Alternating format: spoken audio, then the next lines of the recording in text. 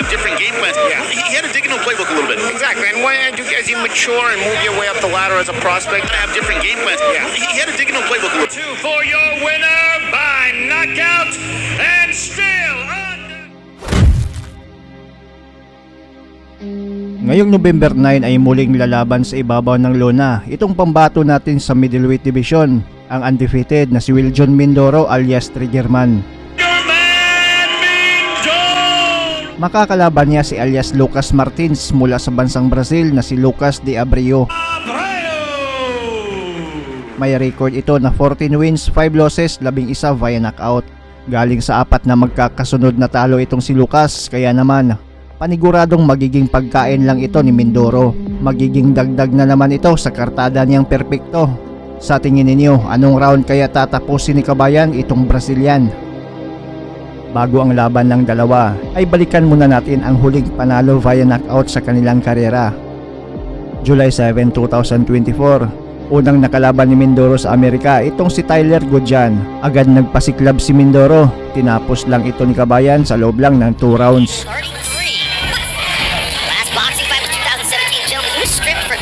The way he cut the sport, you know very, very well. The toughness he learned in being successful over there, and did very well. It's a real favorite over there.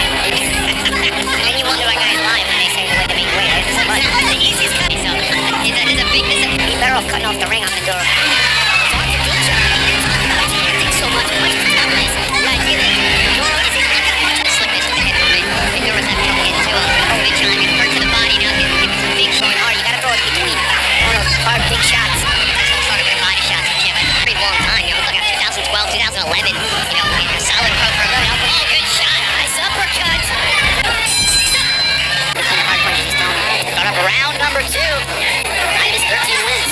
He's an 18-fight pro. He's showing himself a ton of experience for Good John, and he's trying to use that to take advantage of Mindoro. And he got caught. Good uppercut there from Mindoro. Oh, uppercuts. You know, you gotta understand, all these knockout wins, he might be the kind of guy who also has been used to hitting guys. Mindoro's able to deal with Good John, who now is throwing physical at this point. Probably the best plan in case of attack from Mindoro. You guys talk about it all the time. Good shot. Down goes Good John. Popping up thing is being too tough for your own good. Good John getting into a firefight. Second knockdown of round number 2. More clean shots. The referee thinks that we have to hold you. Let's see if he holds. Oh, the body shots too. The holding's high. Punch in between. Can't knock the heart of Good John. Trying to fight fire with fire and it's over. Still undefeated. Well done, Triggerman Mindoro. July 28, 2023 naman, nakalaban din niya ang dayong Hapon na si Mao Tamida. Tinapos lang ito ni Mindoro sa loob lang ng unang round.